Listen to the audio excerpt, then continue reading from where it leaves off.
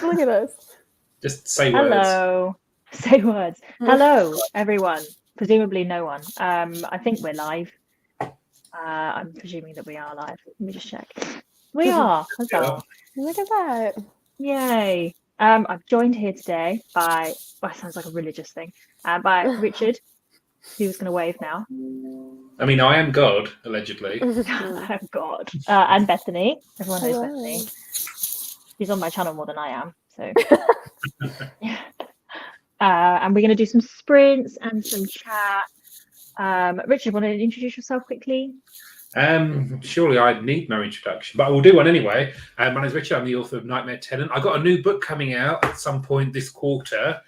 How exciting. It's a thriller called Price War. If you want to get the latest scoop, subscribe to my newsletter. There we go. Perfect.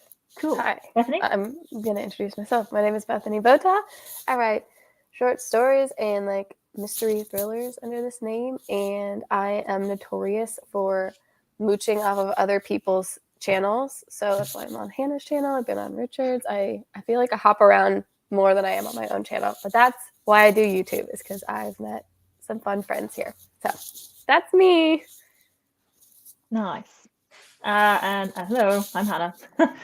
This is my channel. It has been relatively dead since about August last year, and I'm trying desperately to revive it. So we're going to do some sprints today. We're going to chat about books and stuff, and that's pretty much it. So do we want to jump straight into a 20-minute sprint, or do we want like a warm-up one, like a 10-minute, just to get our brains in?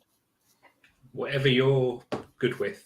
Yeah, I don't care. I feel like my brain is still stuck in last week, so I'm just going to do the best I can. Yeah. Last week was last year. Oh my goodness, you're right. It's like last year. That it was. Okay, let's jump straight into a 20-minute timer. Perfect. And I'm going to remember how to do any of this. Wait a minute.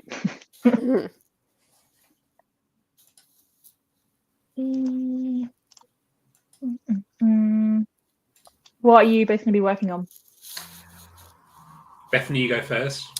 I'm undecided. So my grandpa is writing a book, a little Western, and I've helped him like transcribe it and stuff. So I think I might do like the final proofread for him. But I'm also like, I need to rewrite the last 2 chapters of a pen name book. So. Oh, both of those things sound good though.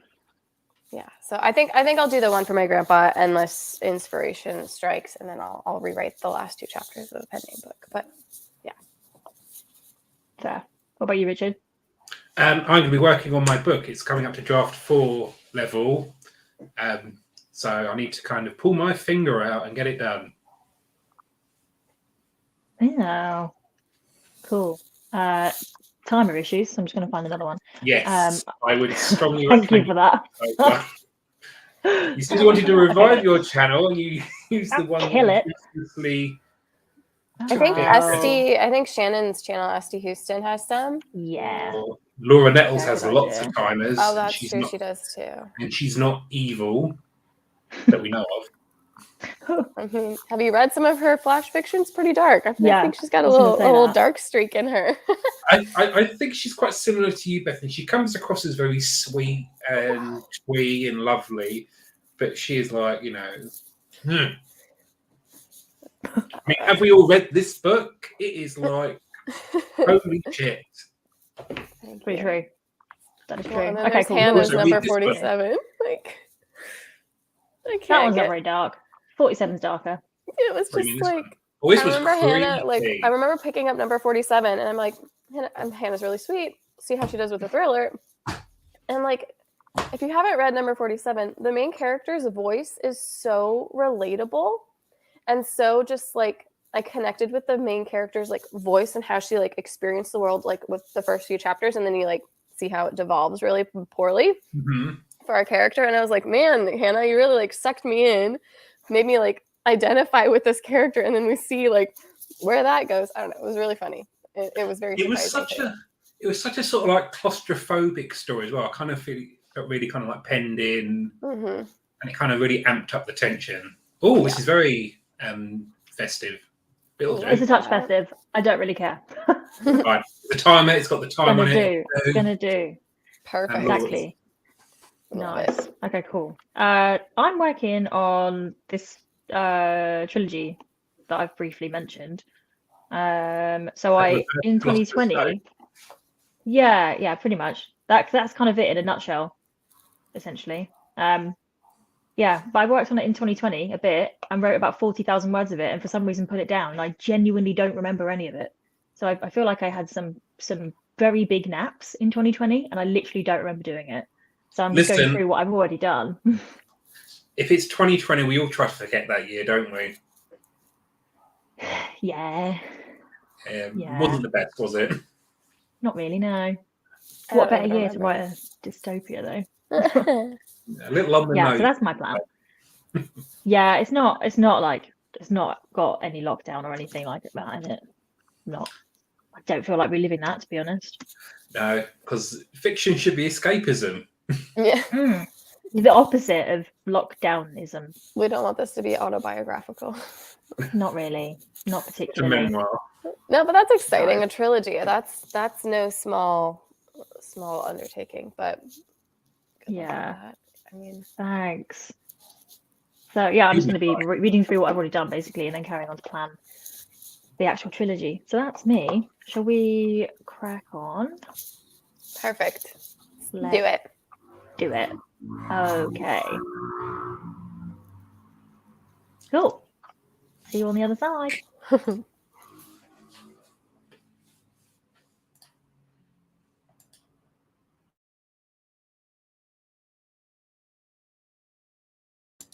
Am I meant to be on camera or not? I'm not sure.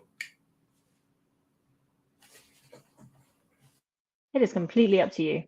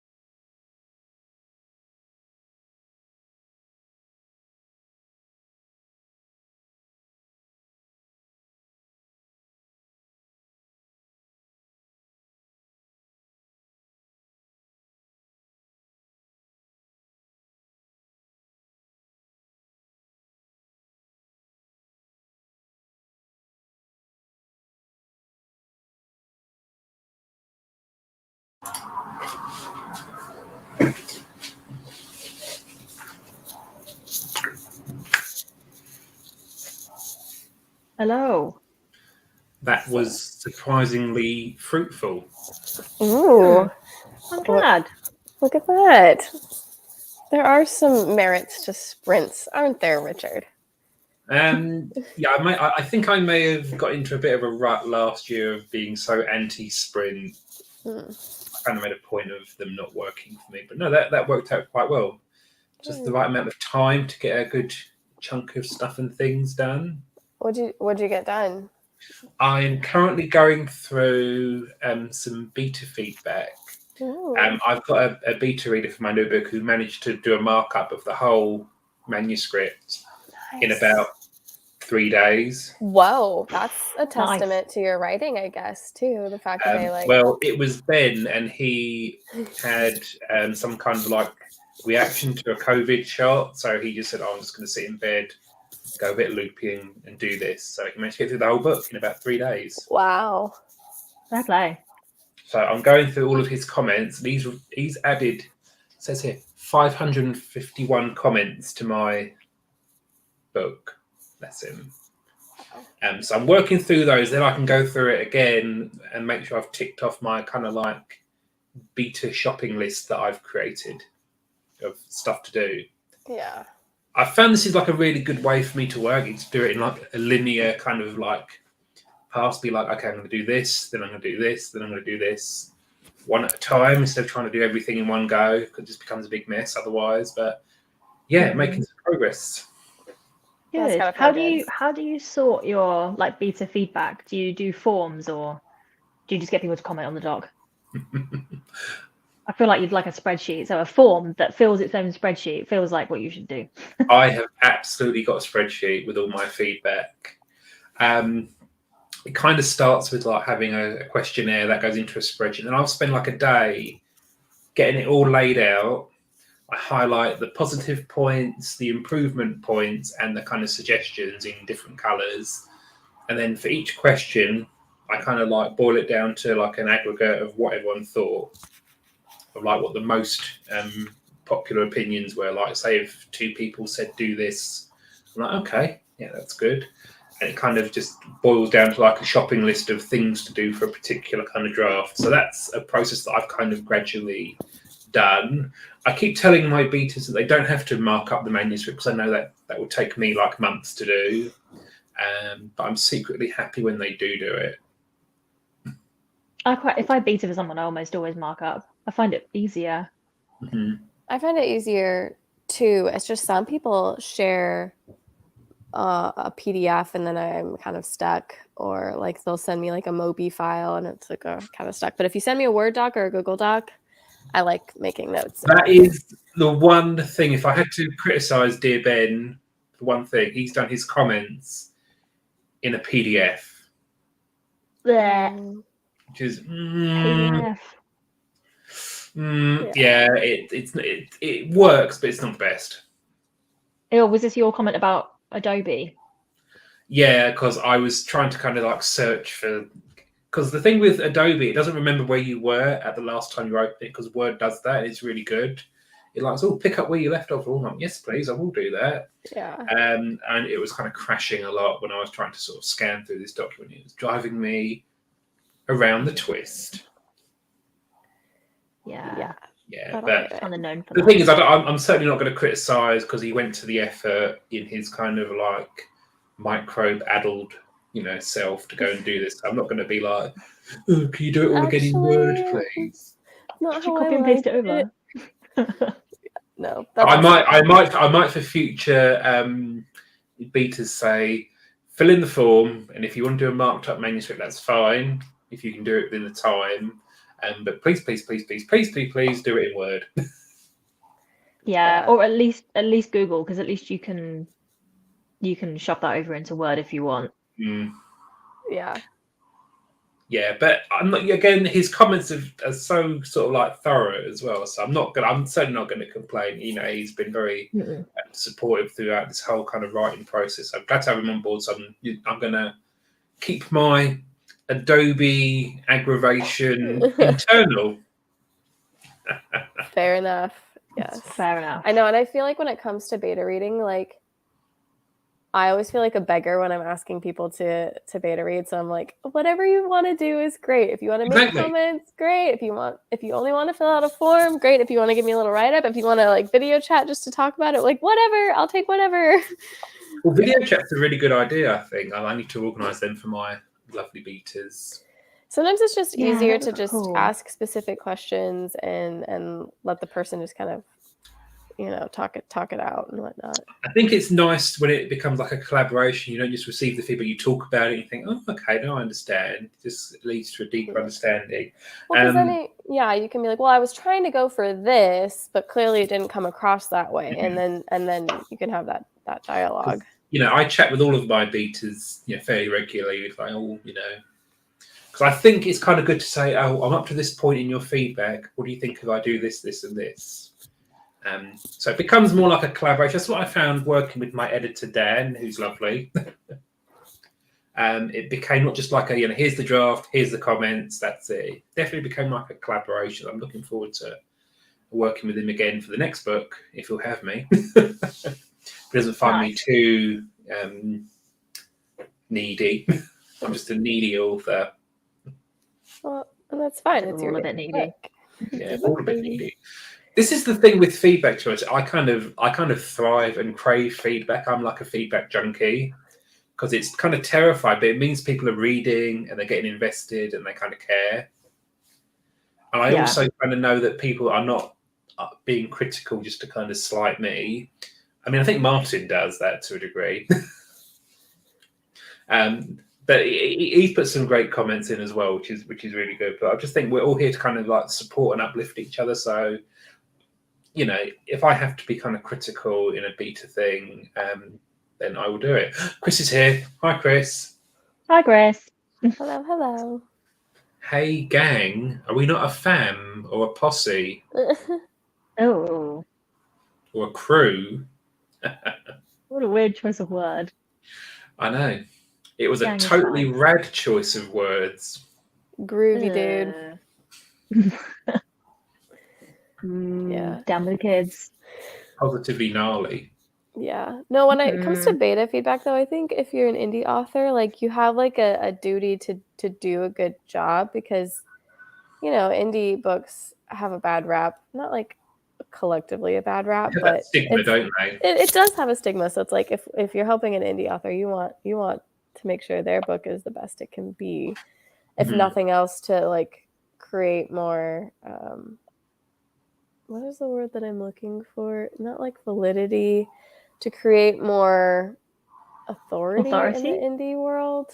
Word finding. I'm in like a little bit of a brain fog, but it's fine. Yeah, well, that makes sense. There's definitely still that stigma.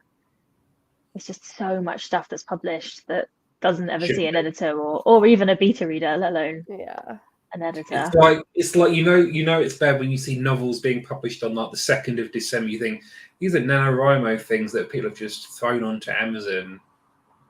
Which is like, possibly. Well, and it's also just sad because I think some people, it's not even like a laziness thing. I think it's that they just don't know differently. And like that's what's really sad is like, so they're going to either, absolutely bomb because no one's going to buy their book and they don't know how to market it, or like the reviews are going to be awful and totally ruin any idea that they have in the future of like doing this. And it's like, oh man, if you had just done a hair more research and gotten a group together and like known just a little bit more, you could have saved yourself this headache. I think a lot of it comes from naivety in the kind of like indie publishing space, because again we've all learned, I think, by doing. Essentially, I know some of my very early stuff that I did dare to publish very briefly, and you can't buy it now, thank God. It's awful. I got some fairly kind of like reviews that were kind of hard to read, but now I just sort of take the reviews as they are. And of course Goodreads has that nice thing saying, are you sure you want to reply to this review, because it's not a good idea. Yeah, it's never a good idea. Don't. Reviews are not necessarily for the author.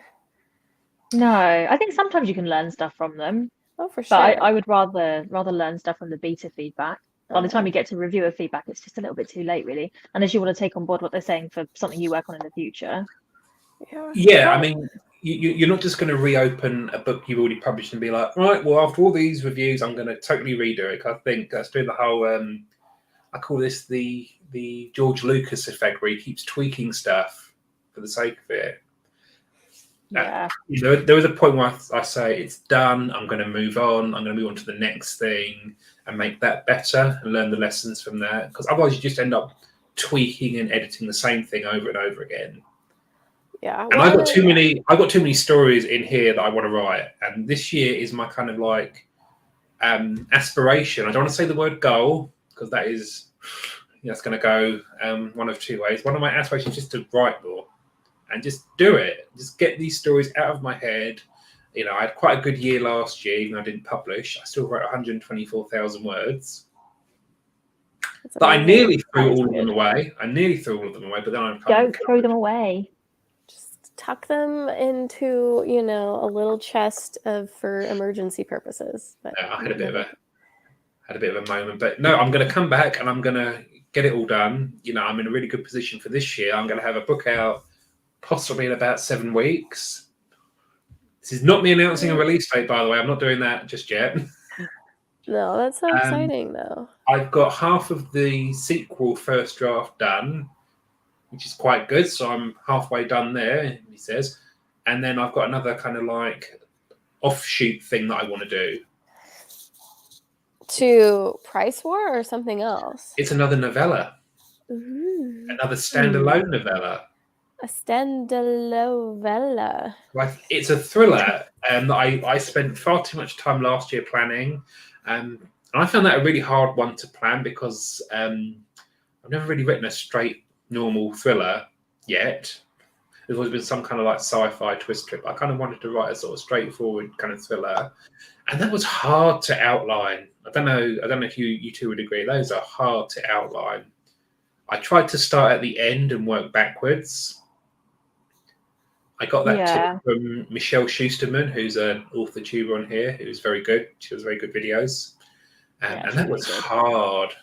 And it was kind of hard to get the storyline just right into the kind of realms of believability and still having what I want. So I'm excited to be working on that. Yeah. Well, I mean, like, there's a story idea that I've had for a while, and I've tried outlining it half a dozen times. Because I know if I don't have a really great outline, I'm going to get stuck halfway through and then resent the story. And I know that this story just needs a strong outline for me to follow. Yeah.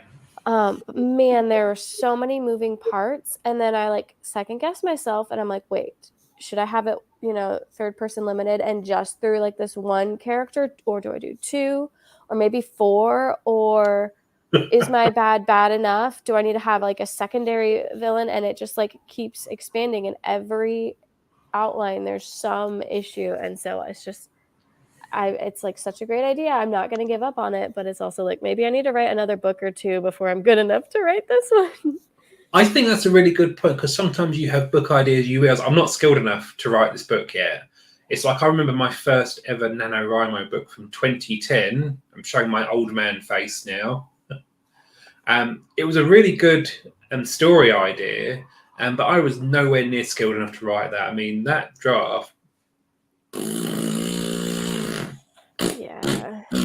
I mean, Jesus Christ, it would need starting again from the very bottom. I wouldn't be able to save a single word I wrote for that. And again, one of the kind of things I want to do this year is just kind of improve my kind of like speed, or just get more stuff going, because, you know, I'm an impatient guy. I want to write all this stuff. You know, I've got too many books up here that I want to write. So I do feel that idea is certainly one I want to redevelop maybe in the future, in the next couple of years, along with all the other ones. But yeah, I definitely feel I could do that story justice now that I couldn't do 12 years ago. Sorry, 13 years ago. What the hell? No. Yeah, I feel similarly to the dystopian trilogy that I started working on in lockdown. I think I definitely forgot that I wrote anything, and then reading it back now, it's a lot of tell, hardly any show, and it's a lot of like head hopping, and I don't tend to head hop. I'm normally a like either first person or like solely in one head. So I'm trying to like grapple with the idea of, does it need to be? I don't think it doesn't feel like it's a first person thing. It feels like it needs to be third. Mm-hmm. But I don't particularly want to head hop. I don't want to, because right now it's like omniscient. Like the narrator sees everything. I was like, oh no, yeah. But I'm just trying to like read what I've done, and then I'll go back and like change everything. But I don't know why I wrote it that way, because I don't think I've ever even read anything that way. So my question to you, Hannah, is how are you going about planning your kind of trilogy? Because I had the high hopes of planning my entire trilogy that I'm working on in one go, but outlining is such a hard thing to kind of nail down into like I'll do X amount of outlining. It either, happens or it doesn't. You have to kind of strike while the iron is hot. I only managed to outline one book. I do vaguely know where the story's going, to be honest. I think that's all you need, really. I think if there's anyone actually that's watching that has done a trilogy, and they're probably screaming at the computer like, oh my god, no, you need to properly plan it. But I wanted to have like a proper fleshed out plan for all 3 books and be like, right, bush, there we go. It didn't kind of work out that way. I'm still kind of adapting it on the fly. And yeah, I think that's okay though. I think I've kind of I know how it starts and I know how it finishes, and I've kind of planned it as if it's a pretty good start. Middle, no idea, but like, I know how the whole thing goes, if that makes sense. So I know as if it was one massive novel, and then it was just a case of breaking it into 3 and then just having the different peaks and troughs that you need in each novel, if that makes sense. But I haven't outlined it as in like I haven't like Save the Cat it. I've just like 7-point story planned it. I'm not doing Save the Cat for the whole thing. I might eventually. What I tried to do. I tried to do like the 5 commandments of story. Big fan of that, by the way. Big convert to that. I think Bethany will be very pleased with me. I tried to do like the 5 commandments of story for the whole story. I then break that into 3 individual books. And it was kind of difficult to kind of draw those kind of like dividing lines, but I kind of feel like I've got something. I think my next kind of thing, I want to try duology as well. That seems somewhat easy to manage. But I'm just going to keep writing, to be honest. That's the main thing. I'm just going to keep cranking them out. Yeah, I mean, that's the best way to improve, and is just to keep writing. Because in the end, like, it's a tough pill to swallow, but it's just like knowing that my worst books, hopefully, have already been published. Like, I hope Tracker is my worst book. I hope that Scribbles is my worst collection, like, because I want to improve with every single one. Exactly. But it's also like, oh man, this was like the best. It's the best I could do at the time. I don't know. It's just this like weird cycle. It is weird. In the grand scheme of things, this trilogy I'm working on at the moment is ultimately destined to just be backlist, just to be filler on my bookshelf. I mean, that's fine. It adds to my kind of catalogue of works. But yeah, I think you're absolutely right, Bethany. I've said this a long time, if you don't learn something from every project, then you're kind of doing it wrong. You need to kind of learning, reflecting, and amping it up with everything you do. Otherwise, just thinking, what's the point? So if you think you've kind of plateaued, then, what's the point really? Every day's a school day, isn't it? Every day is a school day. I think I definitely agree with you want your first thing to be your worst thing, essentially. But frustratingly for me, I feel like One Road In was a lot harder to write and a lot harder to plan. I personally am more proud and protective of One Road than I am of 47. But 47 outsells One Road every day. The important thing is it's selling. No, there is that. Yeah. I mean, my plan this year is to kind of put this book through Pro Writing Aid, and then I'm going to finally call it done. I'm going to kind of just tidy up some of the typos and minor errors. I'm not going to do another story edit on it because I don't want to. I kind of feel like it's a locked piece, so to speak. But I kind of feel a little bit kind of self-aware of marketing this too much. I kind of feel it has got a few little issues that I could sort out. So I'm going to carve out some time to just give it a final bit of polish and then be like, there it is. Might even start giving it away as a reader magnet. Who knows? Could do. When you edit the inside of the book in KDP, does that count as a new like version, or does it just update this? You can just update it. Yeah, it's like if you change more than I think like 15% of the book, then you have to like consider it a new edition. But like adding in back matter is totally fine. Like for some of my other books, I've added in like full chapters for like another book. Totally fine. Like updating small typos and like rearranging words and stuff. No big deal. It's just putting the QR code in for your newsletter. What? Well, that's what I was thinking. I could do some back matter in 47 because it's got nothing. I mean, and also this is at version 1.2, so it had a version 1. I'm going for like the very sort of classic kind of software kind of way of looking at it. Fixed typos. Then 1.2 was fixed a few more typos and put the QR code for my newsletter at the back. So I reckon if I do a 1.3 and just tidy up a few typos, a few little tiny things, I'm not going to like re-edit the story or make massive sweeping changes to it. Just going to kind of give it a last bit of spit and polish. It's done. It's the best it's going to be, and leave it at that. But I'm not going to kind of like do a second edition of it, because unfortunately I find that as time I could be spending on that while I'm doing something else. Yeah, this is kind of my big thing. Is I don't really want to spend too much time on old ideas because I've got so many new ones. But at the same time, I do kind of want to revisit some of the old ideas I've had and kind of do them properly, so to speak. So hopefully this year, when I kind of just get more stuff going on a more consistent scale, I'll be able to do a bit of both. Yeah, that makes sense. I think with 47, I think one of the main things I learned was vellum. As well as obviously like how to write. But when I first did 47, I had to work. Is it in that order? No, kind of. Yeah. So I think if I wanted to change anything in number 47, it'd be the formatting, because I look at it now and I hate it. I think it looks like it was done in Word. I think you can do that, and it doesn't change the nature of the book where you have to do a second edition type thing. I would email KDP, or like I actually have them call me. They usually call within an hour, and I talk with a rep to confirm all of that. Although there is the beauty of having a paper trail of sorts if you do an email discourse with someone.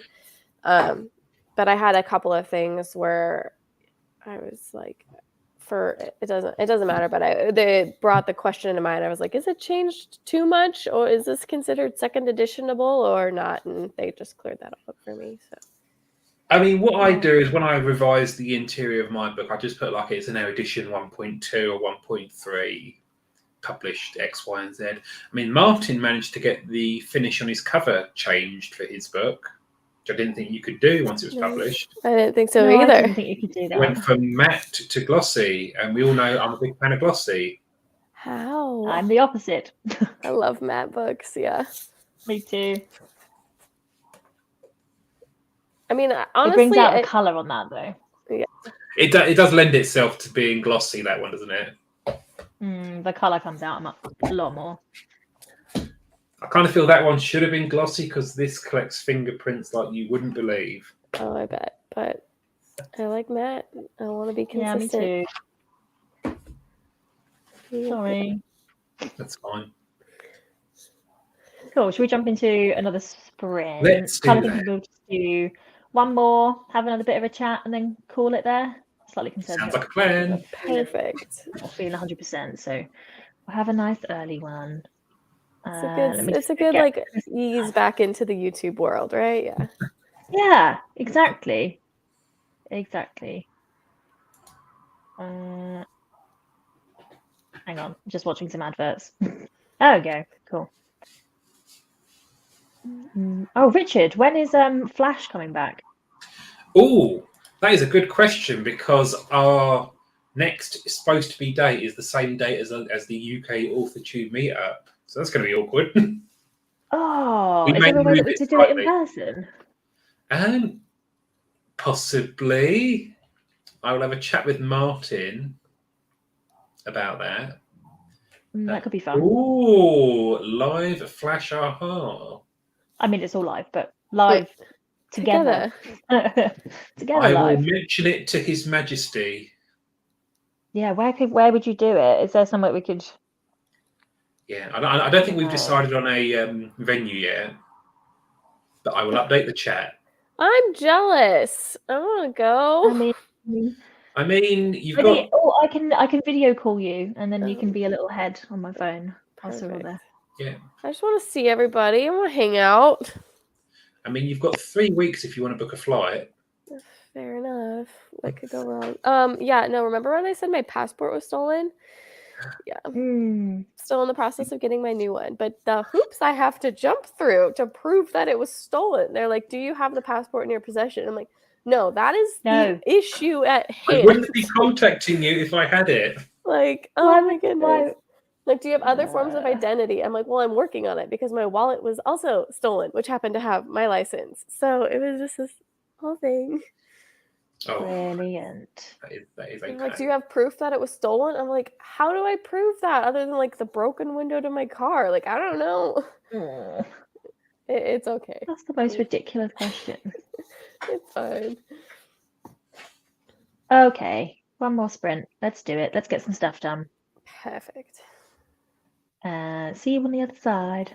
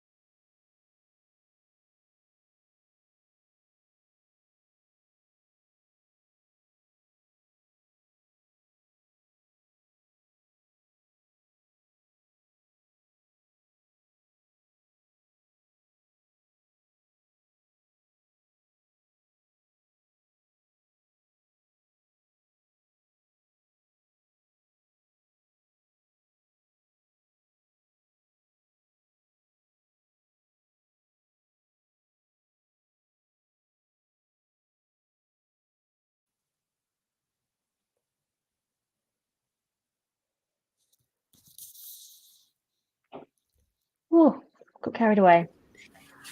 How did you guys do?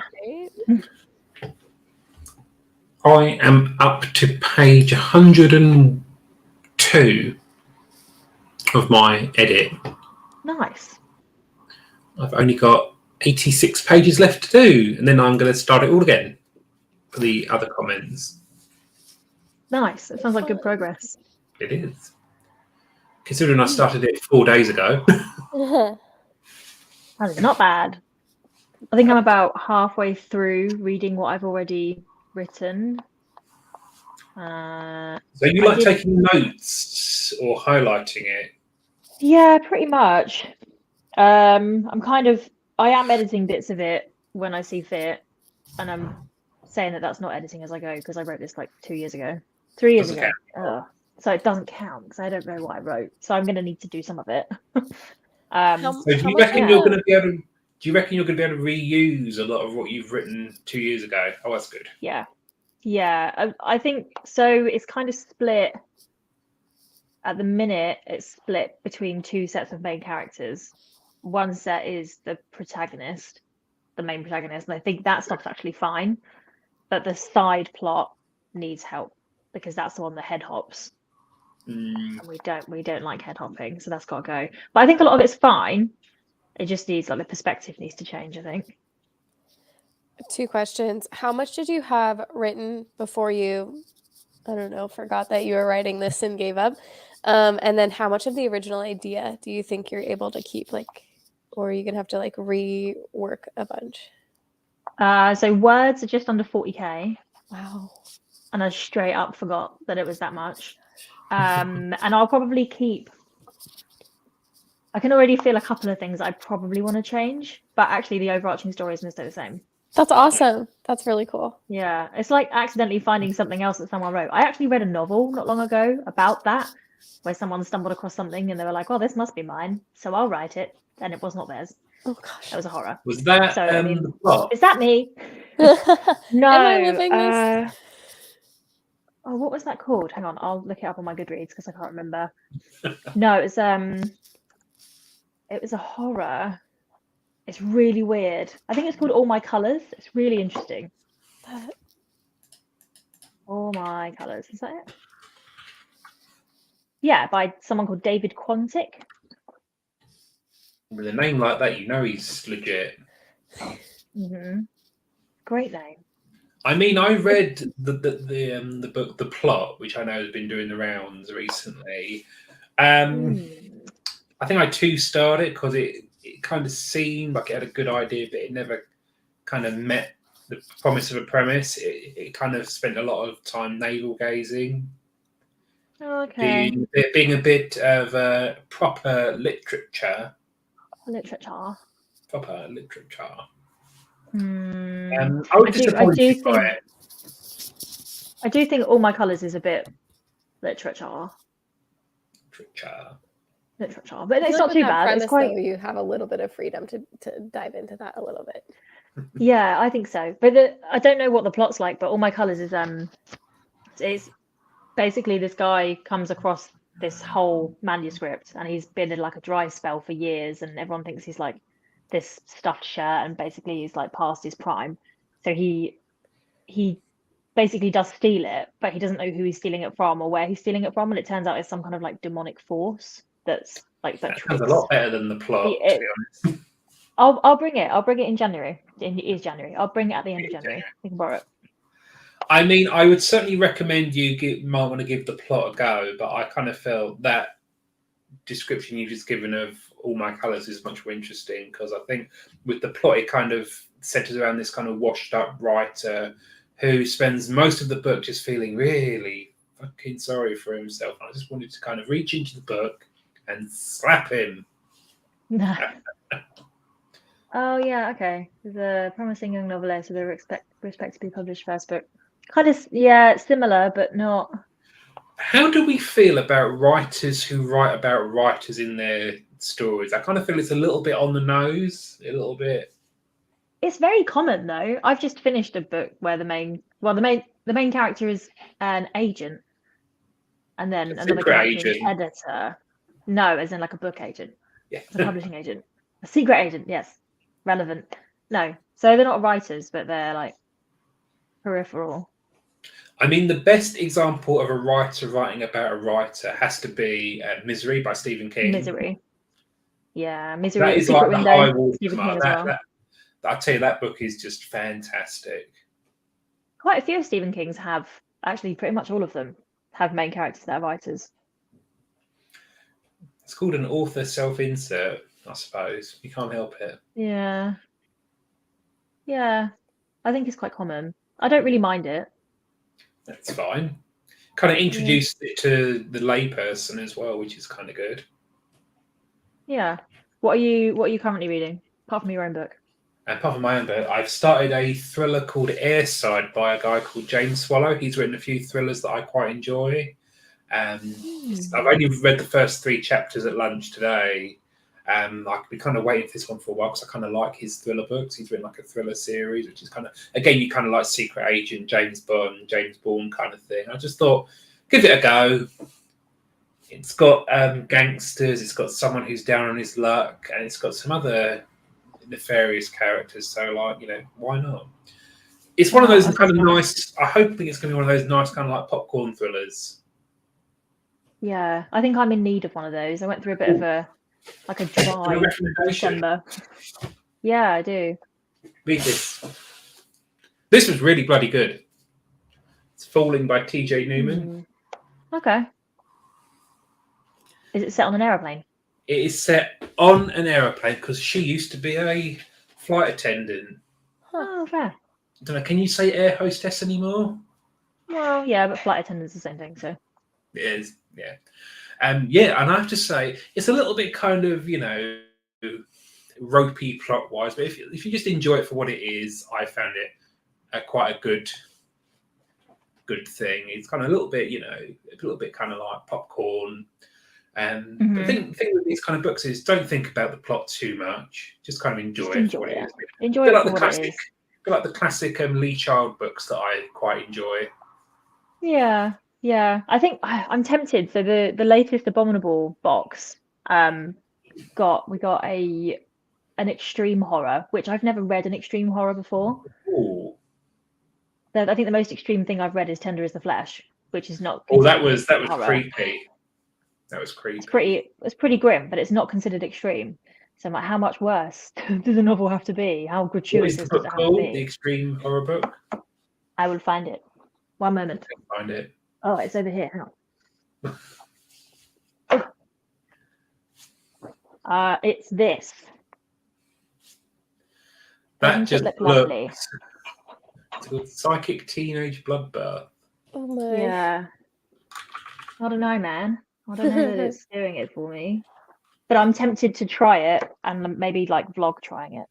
It's formatted very nicely. I think that text on the top looks like it was done in like the Microsoft Office Word art, the rainbow text. Yeah. I feel like you gotta try it though at this point. Like, I mean, what's you can always close it. No, I can always close it. Exactly.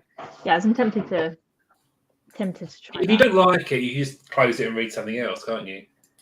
Yeah, I don't think I'll take this one to Oxfam because it's all like nice little old ladies that go in there, and I don't know that they would appreciate. So instead, you dump all the James Herbert on them. Or I send it to you. That's fine. I've probably got most of them anyway. Yeah, the last time I messaged you, you'd already got them. So yeah, that's my plan ruined. Adrian's here. Hello, Adrian. He says, "What are we doing here? We were sprinting, but now we're nattering. We were sprinting, and now we're chatting about what we're reading." Mm-hmm. And general books. What I'll be reading soon is Mythic Shadow of the Spark by Books by Adrian. Yeah, me too. If you sign up to his newsletter, you get another short story, the name of which I forget. It's called Mythic Something of the Something. Yeah, I know what it's called. It's good. I haven't read it yet, but I'm sure it's good. It's around here somewhere. Get so many newsletters. You don't get any from me because I always forget to send them. I was going to ask, actually, is that in your quarterly plan to send your newsletter again? It is, but it's not. So without trying to be all businessy again, I think we call it like Moscowing. So must have, should have, could have, would have. Oh, okay. So what must I do this quarter? What do I think I should do? There's like prioritizing it basically. I like that. And yeah. It's not up there. So kind of where I'm at. Yeah. Like I think I sent one newsletter last year. Like one. I think I sent one in January, like, That's what hello again, it's been a while. I'm gonna send one every month. Yeah, no, how'd that work out? I think what motivates me to send the newsletter is I commit to the newsletter swaps. So I feel like I would definitely do if I had someone relying on me for that, I for sure would. But yeah, I just haven't even been motivated to even figure out what the heck that is and how to get that started. Story origin. No. Oh yeah, story origin. Good shout. I spent quite a lot of energy, literally just the last week. Actually, I was gonna say in January. It's like 3 days in. But we're really lucky. We've got a new indie bookstore that's opened in Folkestone. So they're gonna stock stuff, which is cool. I'm gonna take a Season of Darkness in there as well. Oh, cool! They've got a push on short stories. So are they going to stock your stuff? Let them know that they can have all of my. Yeah, hopefully. Did you see Victoria got her book in her local library? Yeah, I did see that. That's really cool. Exciting. That is my goal for my new book, is to get that in my local library. It's a nice thing. It is a nice thing. And they would probably, I haven't investigated too much yet, but knowing I'm a local author, you may get more kind of credit there. Yeah, I know. I can't remember his surname, but there's an author, I think he's up in like Dartford or something, sort of near London. I follow him on Facebook, and he's literally just done that. So he's done like talks with his local library, does like little signings, like writing workshops and stuff. I remember I went to a self-publishing talk at my local library. Me and a couple of friends went, and we're kind of thinking, this would be a good talk about how to get published. And we walked in, and it was this sort of 90-year-old man. I don't use agents or editors. Could hardly breathe, and it was not quite. The worst thing is I sat closest to him, so it was the most awkward if I wanted to get up and leave. Yeah, it was kind of like not kind of the thing I'd want to do, but maybe I could do something a bit better than that. I think so. That guy's probably dead. Oh, that is the risk when you go to like a local thing. I've been to a few things like that now where like on the posters, and it's the same with online courses where they brand themselves as this expert, and then you rock up and they're like struggling to sign into Amazon, and like they don't know what vellum is, so they still format on Word. And I've got an indie author friend who did 3 books and an 870-page complete collector's edition that he sold through this actual bookshop kind of thing, that he formatted it all in Word. And I am like, I did number 47. I was really proud of number 47 when I first did it. I was like, I've learned how to format, and I'll never have to ask anyone to do it for me again because I've learned how to do it and it looks fine. And then I used vellum for one road in and was like, oh no, number 47 looks bad now. Yeah, I understand that, but you don't know what you don't know. Like, I bet you didn't know that vellum was this amazing tool. Like, I also don't think I'd have had the money for vellum when I did number 47. It's not cheap, is it? I mean, I think Martin would be quite happy. Atticus is a very reasonable kind of like alternative to that. That's cross-platform. I've heard good things about that too. Yeah. Yeah, I mean the thing about vellum is it's probably the same for Atticus. Like once you've paid for it once, that's it. You don't need to pay for it again. So I hate the subscriptions. So for Pro Writing Aid over Christmas, they had a Black Friday sale, and I stumped up the cash for the lifetime version. Oh, okay. It was about 200 quid, but I figured, considering I'm going to have this for years, it's a worthwhile investment in myself. So I thought I'd do it, because the trouble with Pro Writing Aid is and the monthly subscription is fair, but there's some months I don't use it. I only kind of use it when I'm at the end of the project, so I didn't want to pay for it monthly or think like, I haven't used 4 of my 6 months of money down the drain. I thought I'd just go old school. I'll just buy the lifetime version, and I can use it as and when I want without that kind of feeling of like wastage. Yeah, that's fair. Oh, it's exciting, Victoria. I really look forward to seeing how you do well on newsletter swaps. Yeah, I feel we like get to she's got such a compare great book funnel and series for that version. too. Great. I think her place in the series market. certainly lends itself. Eventually, when I've got my trilogy out, I can use the first book as like a sort of lost leader or a reader magnet for the rest of it. So I'm actually kind of really struggling for ideas for a reader magnet for my new book. Because I don't really, I'm initially going to have to do like the first 3 chapters, which is like the worst possible reader magnet, apparently. But the trouble with the reader magnet is it's additional writing.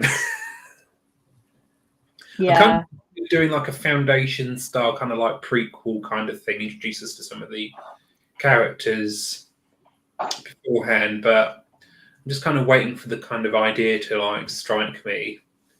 But I'll figure something out. I think there's an event that I talk about in book 1 a lot that I could write a reader magnet that kind of walks up to the point where we're like, okay, this event is going to happen. We don't see it happen in the reader magnet, but it like alludes to it. Oh, that's really good, Adrian. Well done. Yeah, it is. It's awesome. Yeah, it's a good Victoria, target too. Victoria, that is one of the ideas, is the Janice backstory. Her name's going to change in the final edition of the book, by the way, Victoria, so don't get too attached to that. Not Janice. Not Janice.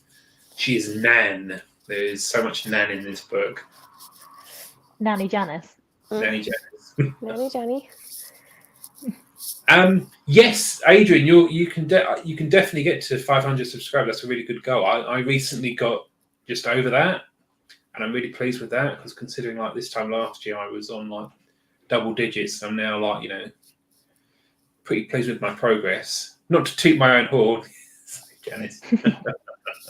Justice for Janice. Justice for Janice. Yeah, I'll work with it into book 2. Yeah, that's the name of your reader magnet. Justice for Janice. Justice for Janice. Well, the first book is called Price War, and the second book, I've got a couple of working titles. The reader magnet might be called Price Match. Got to really dig in on those puns. Yeah. Price Match gives me too much supermarket. That's what I'm thinking. Supermarket sweep. Not that, no, just supermarket in general. Well, but I don't know what it's about, but thinking of sort of salesy puns, or something like Race to the Bottom or something. That's like a lighter pun. Write that down. Right, I need a pen.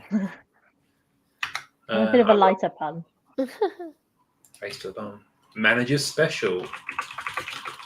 That sounds like a euphemism for something I don't want to know any further details on. It could be the romance version of my book. Oh no. It could be, couldn't it? Poor Janice. Yeah, she's going to get a manager's special at the end of the book. No, Justice for Janice. On that note, before this gets any worse, I'm calling it.